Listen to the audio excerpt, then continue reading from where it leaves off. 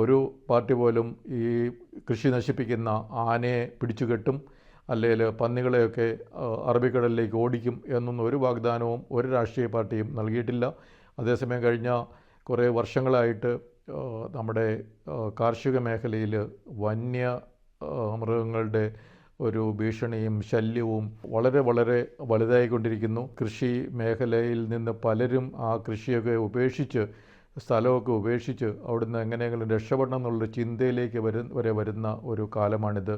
കഴിഞ്ഞ നിലമ്പൂർ ബൈ ഇലക്ഷൻ്റെ സമയത്ത് മാത്രമാണ് ഈ വന്യജീവികളുടെ ആക്രമണവും അത് കാർഷിക മേഖലയിൽ നേരിടുന്ന പ്രശ്നവുമൊക്കെ ആ ഒരു സമയത്തൊരു സ്പോട്ട് ലൈറ്റിലേക്ക് വന്നിരുന്നു.